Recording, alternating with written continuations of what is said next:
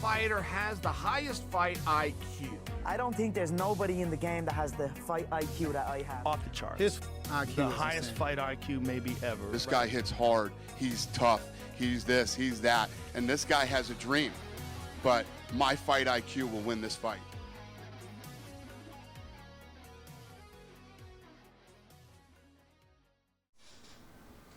Welcome to another episode of the Fight IQ podcast. Today we are breaking down some breaking news, starting out with the announcement of the UFC 316 Newark, New Jersey card. We have a main and a co-main event for that now. The main event is the confirmation of Sean O'Malley versus Merab 2 for the bantamweight belt. I feel like it's a fight we kind of all saw coming.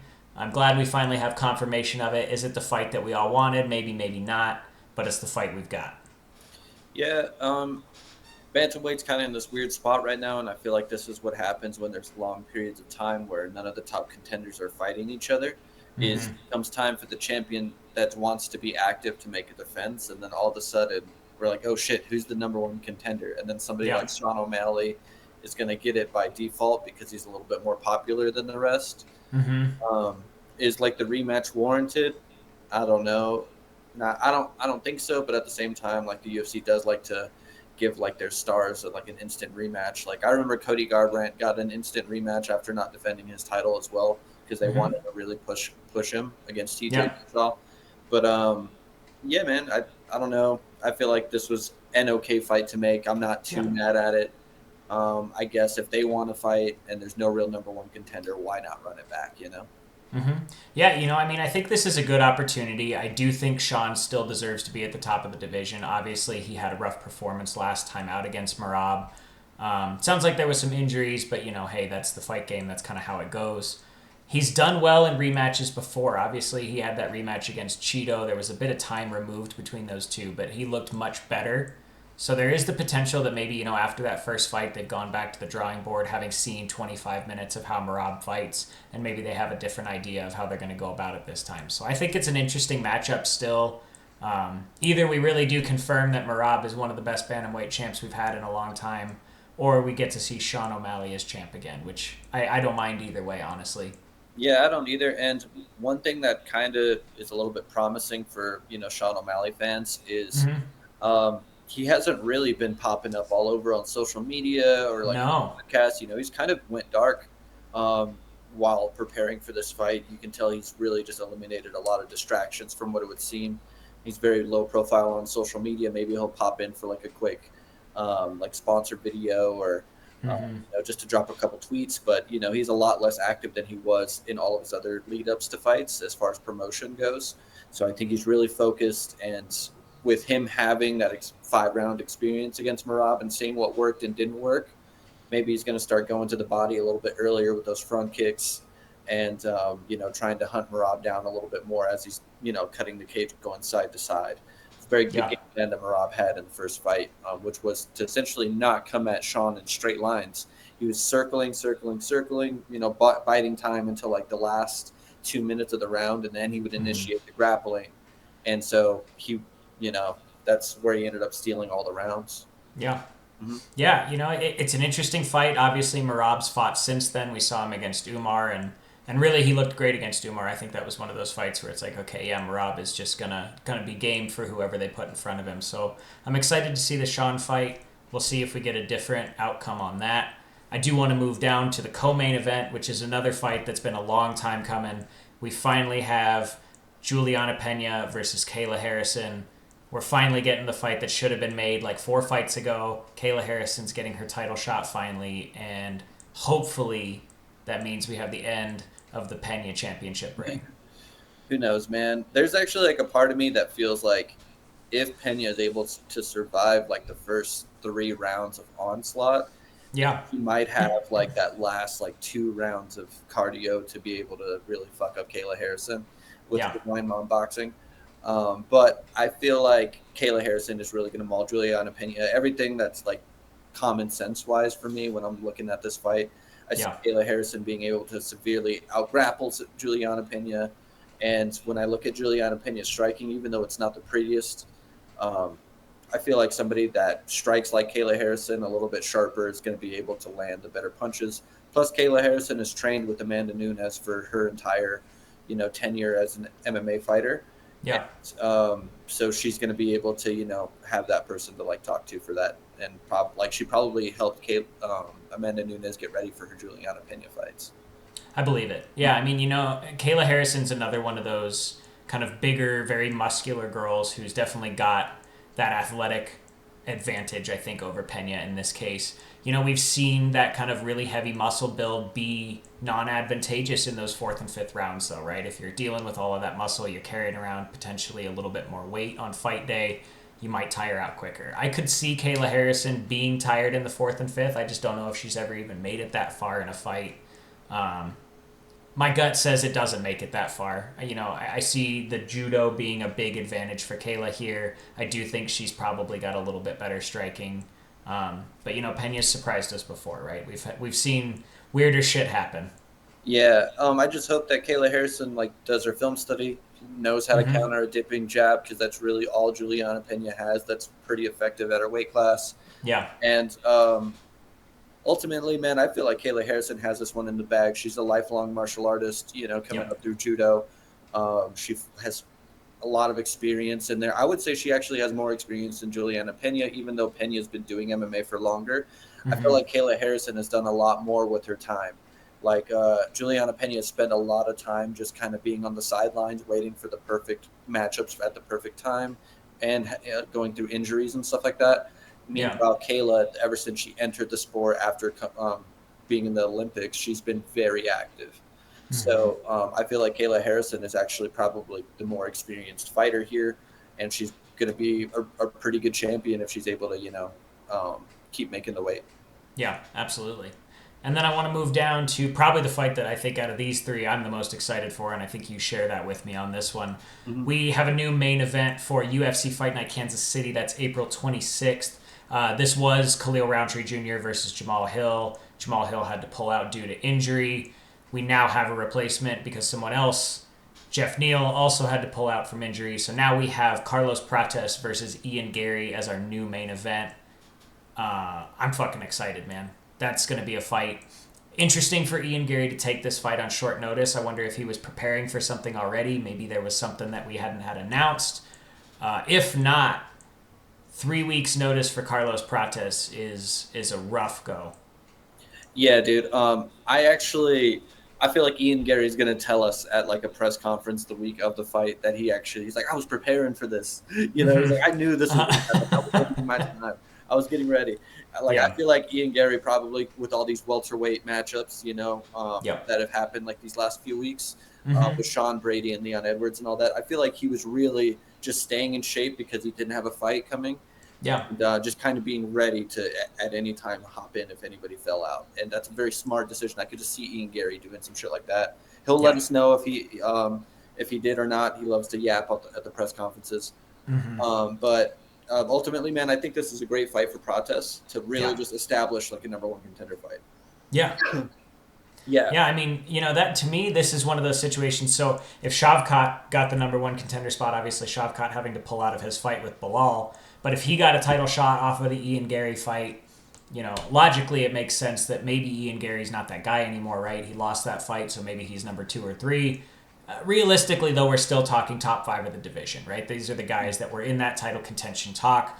Bilal's obviously now fighting JDM, so a lot of these kind of interesting switch up, late minute changes, whatever it might be. There's been a lot going on in welterweight recently, and this is, I think, one that we've been kind of waiting to see. Was Prates going to fight Jeff Neal and then have to hang around for all of that to kind of make its way before we start talking about him being in that talk? But I think we have that answer now. I think this fight with Ian Garry is going to put him in that top 5, certainly, if he wins. Yeah, this is actually the fight I wanted a lot more than the Jeff Neal fight. Before that Jeff Neal fight got announced, I really wanted to see this matchup get made, particularly. Yeah.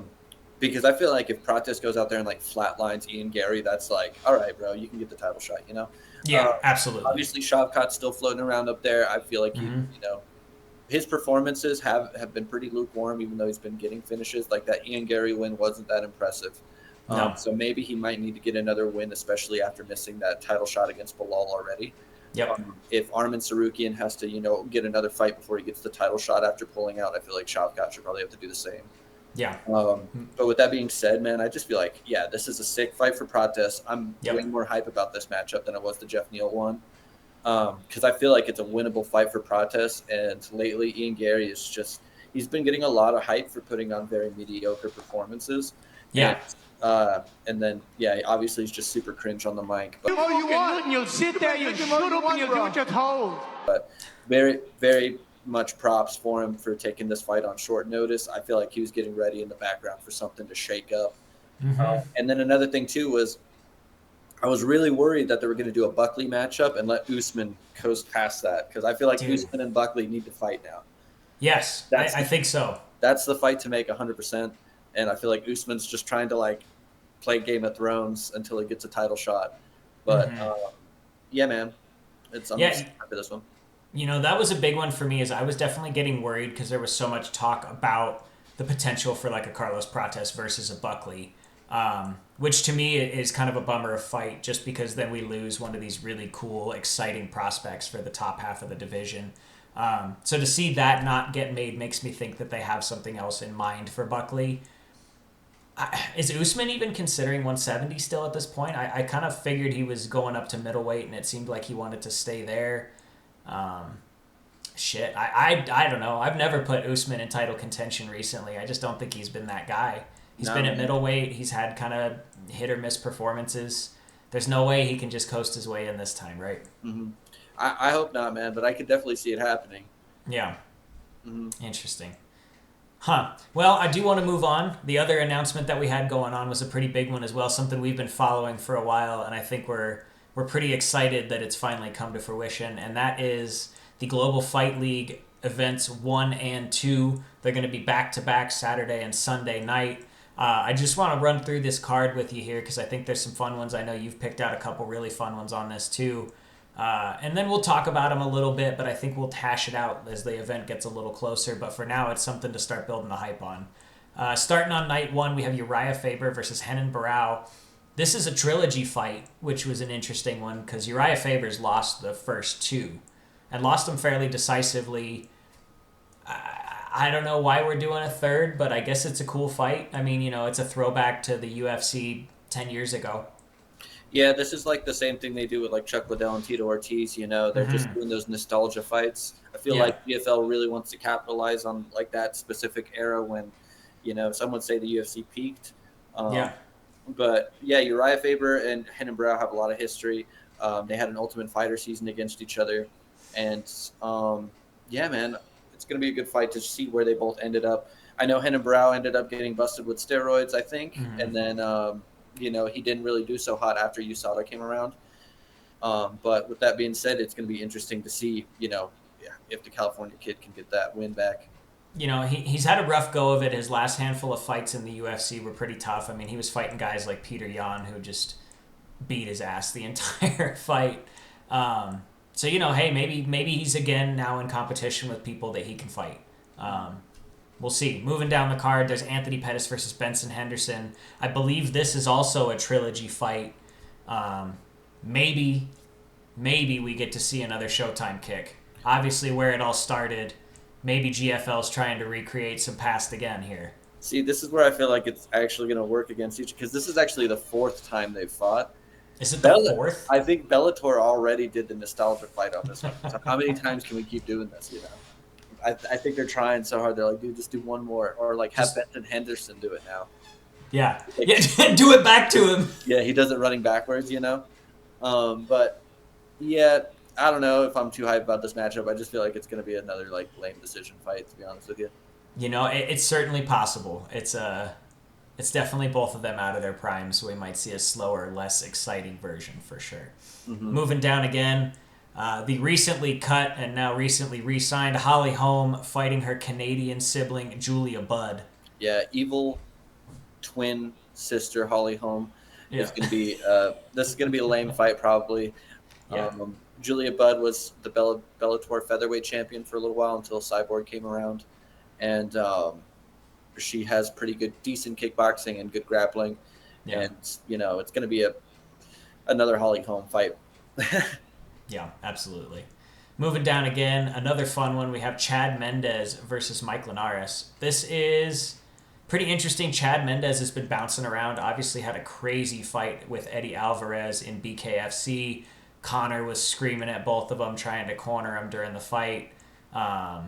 Making his way over to GFL. It seems like people are kind of just gravitating here from all different organizations, so it's kind of see them all making their way to this same card. I can't say I'm like too excited for this one, but Chad Mendez has been real fun to watch in BKFC, so I hope he brings that energy back with him. Yeah, man. I'm a big Chad Mendez fan. He has great technique. Yeah, he has great technique, man, and all of his losses, they held up really well. He's only lost against the best. And, he's just one of those people that when you see him fighting, you can just see it's like, oh, very technical. All of his punches are very perfect. Straight punches. Really, like his hooks look really devastating. Watch him hit pads, man. It's crazy.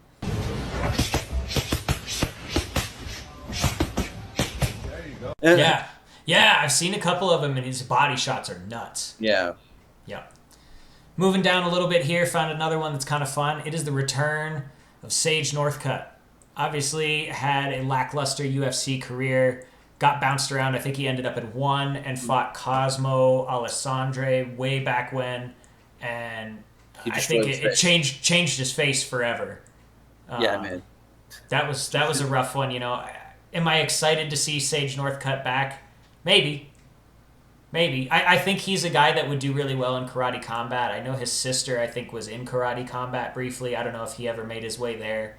But shoot, it could be a fun one. He's back. Yeah, man. I feel like this is one of those fights that we're going to think of when we see GFL matchups. It's like very interesting, and like I'm kind of curious to see if they still got it kind of dude. Yeah. Because, Sage Northcutt, when he got signed to the UFC, it was like an insane deal. He was getting paid more than like veterans were when he got signed because he was very young and he had a certain look to him. And his fights at the time were pretty entertaining. And he had some wars in the UFC until eventually one got him for a very good deal. And then his world changed when he got his face destroyed by Cosmo Alexandre with an overhand. Yeah.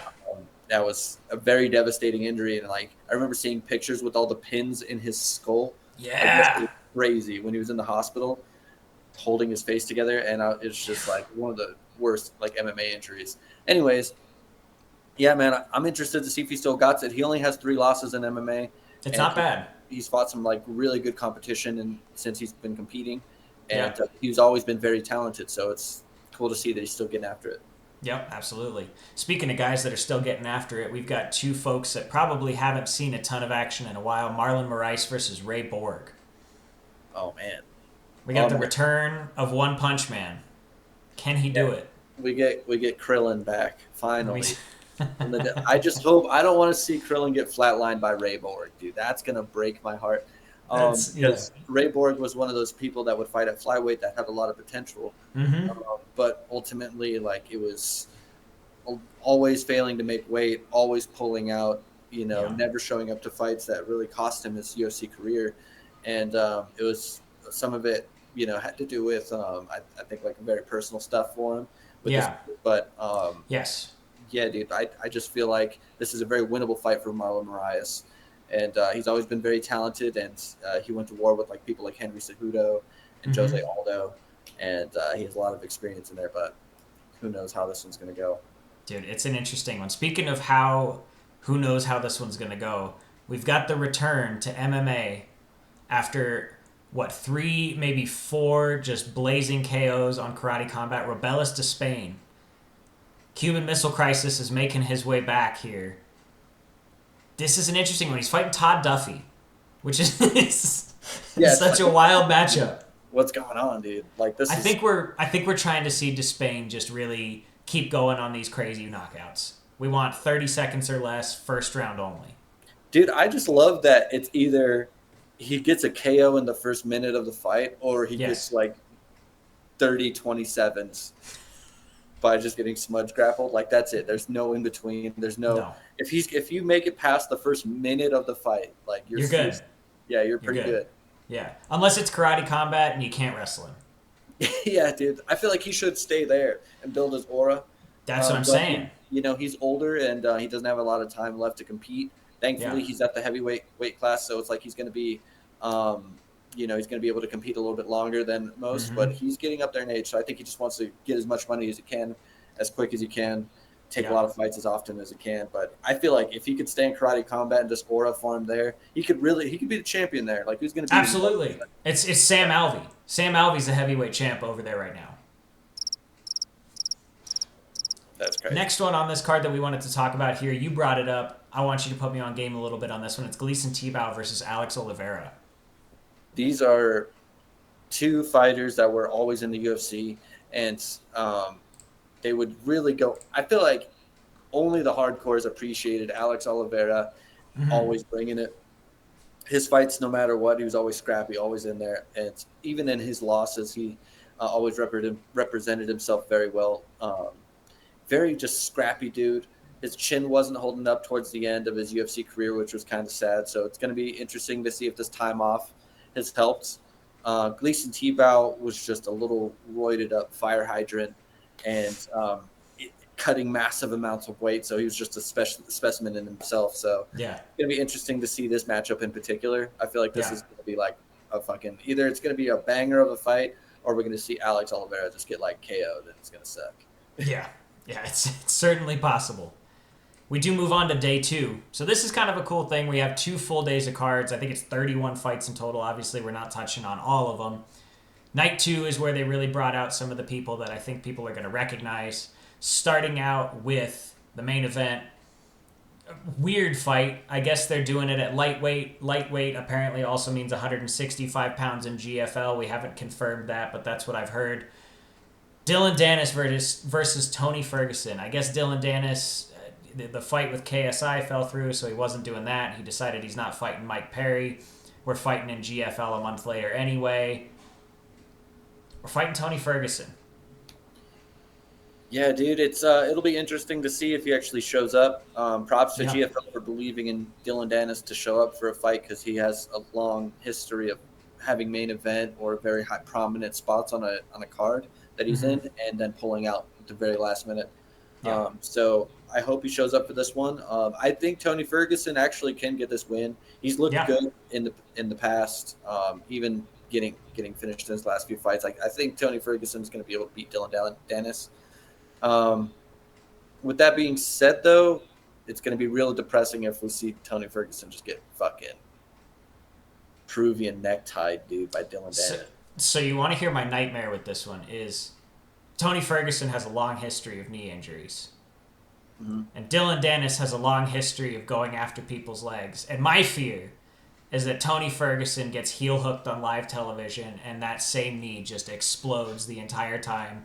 Dillon Danis hips in, fully just comes all the way across his body. Tony's screaming. Dude, Imanari rolls into Tony. He does the Tony Ferguson's Tony Ferguson. He throws the sand. He Imanari rolls, heel hooks him, catches him in some terrible toe hold.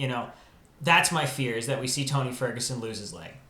Yeah, man. I don't know though, because Dillon Danis is not really proven so much as a fighter in competition yet. No. His showing against Logan Paul was like pretty embarrassing. Yeah. And then, his other fights ended relatively quickly, and he kind of just dove for the grappling exchanges right away against some very mediocre competition in Bellator. Yeah. Tony Ferguson was like beating the shit out of Michael Chandler before he got like front kicked. Yeah, and he was beating the shit out of Gaethje for a round as well. Yeah, so like obviously his last few fights he didn't look the best, but we're talking about Dillon Danis here, and it's at lightweight. Which is interesting to me because I don't think Dillon Danis has ever fought that low before. No. So he might be frail. That weight class, he might not be able to make the weight. Who knows? But with that being said, I think I got Tony in that one, man. You know what? I think I got to ride or die with Tony as well, man. I can't ever pick Dillon. I can't ever pick Dillon Danis. Only, dude. And then he fights Anthony Pettis, beats the shit out of Anthony Pettis. Dude, that's the fight that we want to run back. Let's get back old Tony. It's time for GFL title run right here. Next fight down the card, going to a light heavyweight fight, OSP Ovince St. Preux versus Alexander Gustafsson. I don't know that I'm excited to see Alexander Gustafsson do this, man. He did it once before. He retired and he came back, and he just didn't look good. I don't know. Again, we're talking about a lot of guys that are way past their prime, right? This is kind of their second life here at GFL potentially. It's another opportunity to maybe do something, but I don't ever think the competition's going to be as good. I worry that the amount of time that Alexander Gustafsson has had off and kind of the lack of commitment it seemed like he had to the last time he came back from retirement is not a good sign. And I'm really not wanting to see Gustafsson get slept by OSP. That's not going to happen, dude. OSP is not, he's never been I'm a sleep you type fighter. No, he's not. I'm either going to OSP choke you out with the Von Flue. Yep. Or I'm going to squeak by a decision. He's not really a knockout artist. No. Gustafsson, on the other hand, has crisp enough boxing, I feel like, to win this fight. OSP has always been very low volume. Like, what does he do well? Like, we've all seen, like, probably 5-6 OSP fights by now. Yeah. What does he do well? Like, yeah. He's lanky. He's got a good Von Flue choke. And fucking John Jones couldn't finish him. But anyways, I feel like Alexander Gustafsson, bro, is going to be able to jab him up and win a decision at least. Like, this is a layup, I feel like. Yeah, you know, it's interesting what this has done for me so far, and even it kind of happened as we were sitting here talking about it. Like, GFL has really nailed down this, like, UFC nostalgia. Because the moment we started talking about this fight, my brain immediately went to that, like, triple uppercut knockout that Gustafsson had. Mm-hmm. And, like, the fuck, dude, you think we could get to see that again? You think we could get to relive it, man? Likely. Like, that's what I'm talking about here. So I do think there's some of that kind of cool potential for some, like, really nostalgic moments in this. You know what? Props, GFL. Especially I like what y'all are doing.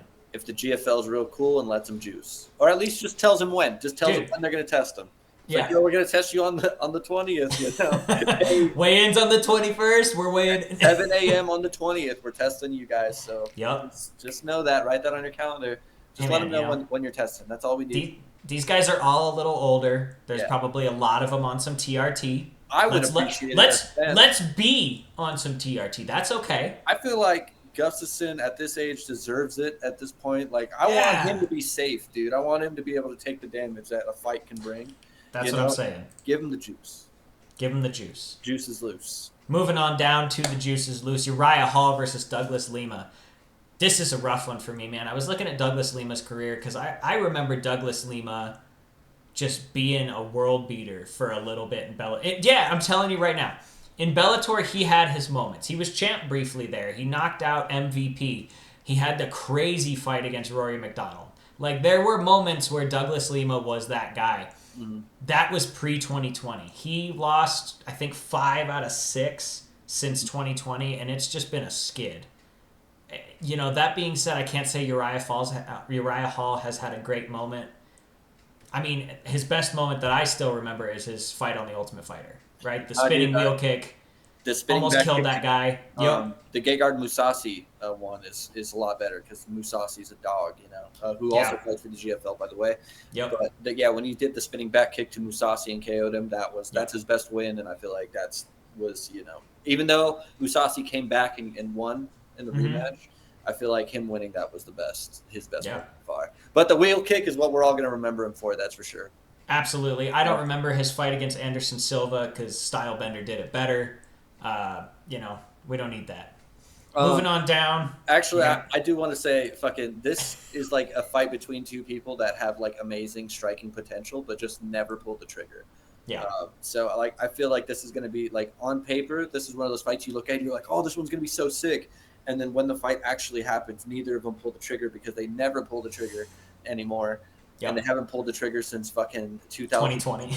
Since 2019, they haven't pulled the trigger. And we're just waiting for something to happen. And then like, you're like, oh, 29-28 split, or like a split decision. Like, so I feel like it's just two fighters that just really just low volume output, and they both wait for counter strikes. Mm-hmm. And it just ends up being a lame fight at the end. Yeah. Speaking of lame fights, moving on down the card, we have MMA fighter turned OnlyFans model turned slap fighter turned MMA fighter again, Paige VanZant versus Randy Field. I mean, I guess, man. I guess we're here. Dude, it's crazy that even in power slap, like Paige VanZant's still like barely getting wins. I think she got a draw in one.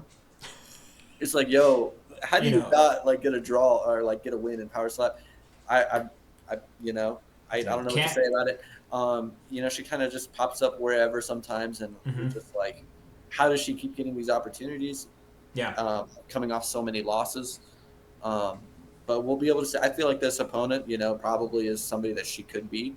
I don't know her, but at the end of the day, it's Paige VanZant. It's not asking too much to get a win here. No, we're not asking for a lot. Moving down the card a little bit, also in the same division, a female fighter that I think is a much better fighter than Paige VanZant is Alimale McFarlane. She's fighting Viviana Pereira. Alimale, I remember being really dominant in Bellator prior to Cyborg coming over. Kind of prior to that era, Alimale was really like the girl in Bellator women's MMA. There was a lot of talk of her making her way over to the UFC at one point. It never happened. So, now we maybe get to see some of those matchups that would have happened in the UFC. So another great opportunity here. That being said, she's definitely a little past her prime, right? She had her moment in the sun. She was really great. She lost the title, and then she kind of never recovered too much after that. So I'm excited to see her back. I don't know much about her opponent, so it's going to be an interesting one. Yeah, Alimale was one of my favorite fighters to watch in Bellator when she was a champion. I remember I tuned in for a lot of her fights, being from Hawaii and stuff like that. She had really good grappling. But towards the end of her Bellator career, she was really struggling to make weight. She was moving up weight classes, not being able to make the weight there. And just not really living up to her potential. I wonder if this time off is going to help quite a bit, and if she's was training in this time off that she's had. Pretty good grappler. She's real scrappy in there, so it'll be interesting to see if she's been able to evolve her game. And some new opponents. Moving down, another fun one here. Thiago Santos is back. He's fighting Devin Clark. It's going to be at heavyweight, or it might be at light heavyweight. We'll see. They don't have it officially announced there for that one. But that's going to be a fun fight. I mean, Thiago Santos, obviously another guy that fought John Jones, maybe beat John Jones, but then didn't. I don't know. It's been a while since he's been really successful, so it's interesting to see how he'll do against somebody that I think would be comparable competition. Yeah, I feel like Devin Clark is it's almost like a mirror matchup. They both have a very similar build. Both have a big chest tattoo. Both have had a very hit or miss tenure in the UFC. Thiago Santos was doing really good early on, but as the game evolves, just being a big dude that could throw a big hook cross and a good low kick is not enough anymore. He's one of those people that's always going to put on a fight, though. He prefers to counter strike, so if you don't really strike with him, he really doesn't open up too much. But we'll see if Devin Clark's going to be able to, make his name off a big win, because it's a winnable fight for him as well. He's the younger fighter here, and I feel like Thiago Santos is going to be able to get the win here, but it's a winnable fight for Devin Clark. Most definitely. And I think the last one I wanted to touch on here is, I think, my favorite fight on this night outside of the main event here. It's Lorenz Larkin fighting Carlos Prates. Prates is one of those guys that I had to look into. Obviously, he's not been on any of the major promotions. He was in a division or an organization called Samurai Fight House, which, fuck yeah, I love that. He's 13-0.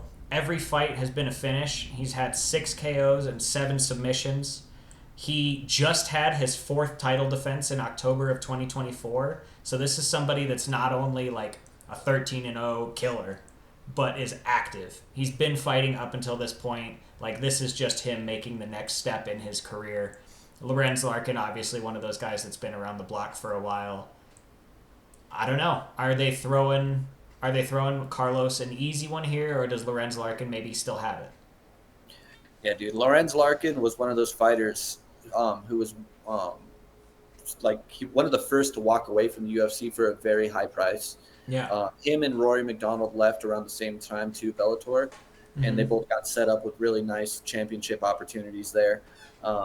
And I feel like Lorenz Larkin has always held himself well in the how he would scrap and stuff like that. He has a lot of TKOs, a lot of really good wins on his record. He has wins over Robbie Lawler back when he was really getting after it in the welterweight division.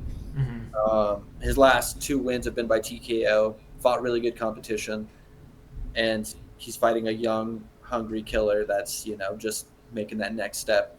I'm actually going to go with the younger guy here because he seems like a very imposing guy, but Lorenz Larkin at 38 is still going to be very dangerous. I Yeah. just feel like, there is a point where if you're young and active and you're continuing to, just keep fighting and you keep getting these finishes, there has to be like a lot to say for that, especially if you're like older, taking a lot of time off. And then like you get a fight like maybe after a year and a half, the ring rust is going to be there. This dude's been fighting and getting finishes like consistently. Yeah. So it's going to be a tough ask for Larkin, I feel like, in this one. I think so too. Competition. Yeah. I think it's going to be a great fight either way. That's my sleeper fight of the card. I think that one's going to be super exciting. Whether that's a quick finish or whether that's a bit of a war, I think that's going to be a really good one. That's going to do it for our GFL breakdown for now. Obviously, we'll probably get a little more in-depth as the event gets closer, but we've got like 2 months before it comes around. Let us know down in the comments if you have any fights that you're looking forward to, anything you think we fucked up, any picks you think we got wrong. Let us know what you think about the Merab versus Sean fight and how you guys feel about that, because I know there's certainly some folks that are not excited to see that one. But either way, like, comment, subscribe. It really helps us out, and we will catch you on the next one. Peace. Peace.